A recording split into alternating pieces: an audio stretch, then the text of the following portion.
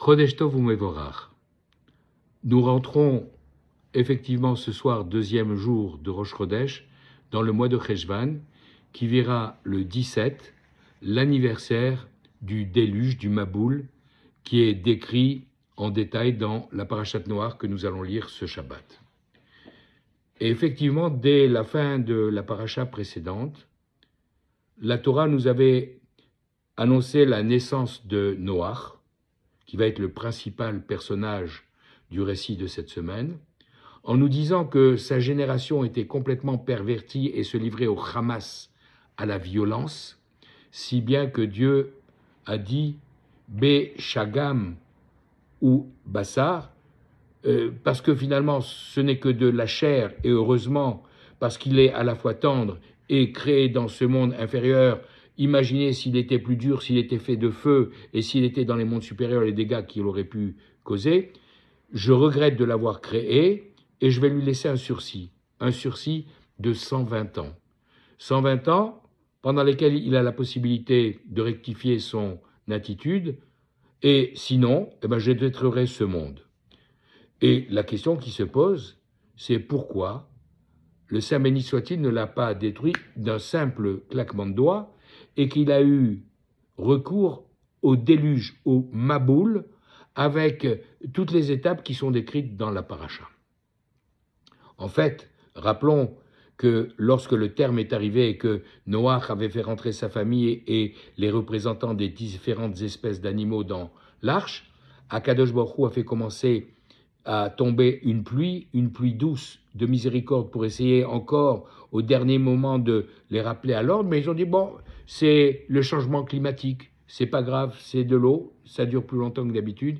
Et quand il a vu que la génération ne prenait pas en compte cet avertissement supplémentaire, alors Vaïi Amaboul, ça a été le véritable déluge pendant 40 jours et 40 nuits qui a détruit tout ce qui était sur la surface de la terre, y compris les oiseaux, les animaux, les hommes. Les seuls qui ont survécu, ce sont les poissons qui étaient déjà dans l'eau. Et ça va durer une année complète avant que Noach puisse remettre le pied sur la terre ferme. 365 jours, une année solaire, et c'est pour ça qu'il est rentré le 17 Cheshvan et qu'il sortira le 27 Cheshvan de l'année d'après. Alors, pourquoi donc Dieu n'a-t-il pas eu recours à un simple claquement de doigts et pourquoi ce long processus d'une année? Pour une raison très simple, c'est qu'il a voulu réinitialiser le système, comme on dit en informatique, faire reset, c'est-à-dire ramener le monde dans son état original au début de la création, le premier jour, quand c'était tohu et bohu, que désordre et chaos, il y avait de l'eau sur toute la surface de la terre, et il y avait uniquement l'Esprit de Dieu qui planait au-dessus de la surface de l'eau.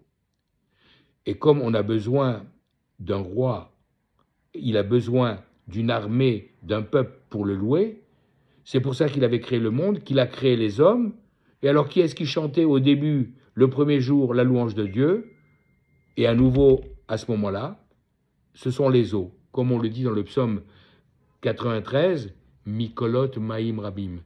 À partir des voix de ces eaux nombreuses, Adirim Mishberiam, elles étaient extraordinaires, ces vagues qui venaient se briser sur le rivage pour faire élever un son de louange au Saint béni soit-il. Même si après, lorsqu'il y aura la création, le Perek Shira, le cantique de toutes les espèces animales, y compris des créatures célestes, les étoiles, la lune, le soleil, chacun à tour de rôle dit sa louange à Akadosh Baruch Hu. Alors, Akadosh Baruch Hu, il a voulu se retrouver dans cet état, comme le juif qui rentre dans un mikvé de 40 CA, cette mesure d'eau, dans laquelle il va se purifier, parce que c'est comme s'il rentrait à nouveau dans le ventre de sa mère, dans le liquide amniotique, et quand il en ressort, c'est une nouvelle créature qui naît. C'est ce qu'on avait appris jusqu'à présent, mais maintenant on comprend que la couverture de la terre par l'eau, c'est aussi cette purification dans laquelle, puisque l'homme est créé à partir de la terre, Dieu va le dissoudre en ramenant tout à l'origine. Alors, on peut se demander, mais quelle est la réparation possible. Elle était annoncée dans le mot que j'ai prononcé tout à l'heure, Béchagam. La Gemara pose la question, où est-ce qu'il y a une allusion à Moshe dans la Torah? Quelle question? À partir du moment où on va nous annoncer sa naissance au début de la parachate du livre de Shemot, dans chaque parachat, sauf parachat Tetzavé, on va parler que de Moshe Rabbeinu. Alors qu'est-ce que c'est que cette question? Non, ce qu'on veut nous dire, c'est dans le livre de Bereshit, celui qu'on est en train de lire, le premier, qui va aller jusqu'à la mort de Yaakov et de Yosef, dans ce premier livre où il y a une allusion, on dit Béchagam. Pourquoi? Parce que la valeur numérique de ce Béchagam, parce qu'il n'est aussi que, sous-entendu derrière, de la chair, c'est 345. Valeur numérique de Moshe, même Shin-E. Tout simplement pour nous enseigner que l'âme de Moshe était venue déjà dans Noach et qu'il devait donner la Torah à cette génération. Mais malheureusement, la génération qui était au départ des âmes de tzadikim, elle s'est pervertie, elle s'est déviée de la voie que lui avait tracée Dieu, et donc c'est la raison pour laquelle elle n'a pas mérité de recevoir la Torah. Alors, Akadosh Baruch Hu, comme on l'a dit, va Yitiatsev alibo, il a été triste en son cœur, en son fort intérieur, d'avoir à détruire le monde. Mais pourquoi cette expression? Il s'est affligé dans son cœur. Tout simplement parce qu'à cause de ça, il y a une nouvelle étape, une nouvelle marche qui était loupée dans la transmission de la Torah qui était le but de la création du monde, comme on l'a dit la semaine dernière, en disant « Je voulais leur donner la Torah, ils ne la méritent pas. Alors je suis triste, El Libo. » Pourquoi? Parce que les trois lettres du mot Libo, Lamed, Bet, Vav, Lamed c'est la dernière lettre de la Torah, l'aîné Kol Israël, aux yeux de tout Israël. Bet, la deuxième lettre, c'est la lettre du début de la Torah, Bereshit bara Elokim, pour la Torah, pour le début. Et le Vav, c'est la lettre qui est au milieu de la Torah, au milieu du mot Gachon, qu'on trouve dans la Parashat Shemini, où on nous dit qu'il est interdit de consommer les animaux qui rampent sur leur ventre, Gachon. Et dans la Torah, sur le Sefer Torah, le Vav est écrit en grand pour nous dire. Donc, cette Torah, symbolisée par ces trois lettres Libo, il n'a pas pu la donner. Et c'est la raison pour laquelle Akadosh Baruch Hu, il va envoyer le déluge. Parce que le déluge en hébreu se dit Maboul. Et pourquoi il se dit Maboul? Tout simplement parce que les trois dernières lettres, on les retrouve dans l'ordre, celles que j'avais dites dans l'Ibo. Bet, Vav, Lamed. Bet, première lettre de la Torah. Vav, celle du milieu. Lamed, la dernière. Et pourquoi on a rajouté le même au début? Parce que ce même symbolise à la fois le début et la fin de la loi orale qui commence par « Me matai korim et shema barvit » à partir de quand lit-on le soir le texte du schéma, c'est le début de la Gemara Brachot, et termine par un même dans la Mishnah Uktzin, quand on nous dit Hashem yevarech et amo bashalom. Dieu va bénir son peuple par la paix. Alors, puisque l'âme de Moshe qui était venue là, dans Noach, n'a pas pu donner la Torah au peuple qui ne la méritait pas, il reviendra. Mais enfin, il faut comprendre pourquoi Noach a été puni. Noach a été puni quelque part puisqu'il a été enfermé pendant 1 an en prison dans l'Arche Sainte, même si ça lui a sauvé la vie, parce que il n'a fait qu'obéir, ce qui est déjà bien. Quand Dieu lui a dit « construis une arche parce que je vais détruire le monde », il a dit « bien commandant, je vais le faire ».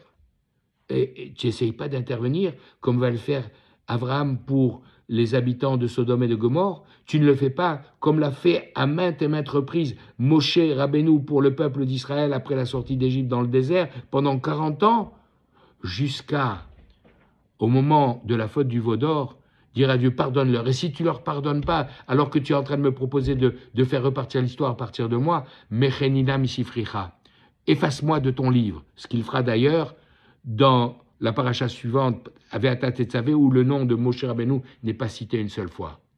Toujours est-il que dans la Haftara que nous allons lire cette semaine, on va nous parler naturellement, puisqu'il faut un lien avec le texte de la Torah, du déluge, où Dieu a dit qu'il ne renverrait plus le déluge sur la terre, en disant Menoach. Il a juré en prononçant 2 fois cette expression. J'ai juré en parlant des eaux de Noir. Qu'est-ce que ça veut dire les eaux de Noir? C'est comme ça qu'on appelle le déluge? Oui, parce que c'est sa responsabilité. Il aurait dû prier comme l'a fait Abraham ou Moshe le moment venu. Il ne l'a pas fait. Donc, c'est en quelque sorte à cause de lui que le déluge est venu. Et quand Moshe viendra et qui mettra tout son poids dans la balance en disant « Pardonne, sinon efface-moi », Mechenina, ces 4 lettres, même Chet Nun Yud, c'est les mêmes lettres que les eaux de Noir, mais Noir. Alors, pendant tout ce temps, à cause du déluge, les âmes qui devaient recevoir la Torah, elles ont été effacées. Mais au départ, c'était des âmes saintes. Et Akadosh Baruch Hu, il ne repousse jamais définitivement les choses. Il a dit, je suis obligé de les punir, mais je vais leur donner une deuxième chance. Et il les a réincarnés dans les Juifs qui se sont trouvés pendant 210 ans en Égypte. Et à cause des labeurs, souffrances qui leur ont été imposées par le Pharaon, y compris le fait de rejeter les enfants mâles qui naissaient dans les eaux pour renouveler ce qui s'était passé dans le déluge, alors les enfants d'Israël qui se trouvaient en Égypte pendant 210 ans ont fait ce tikkun haolam, cette réparation du monde, qui a fait que, au terme de cette souffrance, ils sont sortis d'Égypte sous la conduite de Moshe Rabbeinu pour aller recevoir la Torah au mont Sinaï. C'est ça l'histoire, un des maillons supplémentaires sur lesquels on trouvera le moment venu aussi nos patriarches, mais c'est une autre histoire. Toujours est-il que si on a compris, nous, maintenant, la leçon, et qu'on a la chance de puiser dans cette eau qu'est l'océan de la Torah toutes les forces qui sont nécessaires, alors on méritera la bénédiction de Dieu, par laquelle il termine l'enseignement de cette loi orale qui nous a transmise en même temps que la loi écrite. Hachem Yevarech et Amo Bashalom, l'Éternel bénira son peuple par la paix, que ce soit le souhait avec un déluge de bénédictions qui s'abattront sur nous, que je forme en ce soir de Rosh Chodesh pour ce mois nouveau qui s'ouvre. Chodesh Tov U'Mevorach, que ce soit un mois bon et béni. Kol Tov.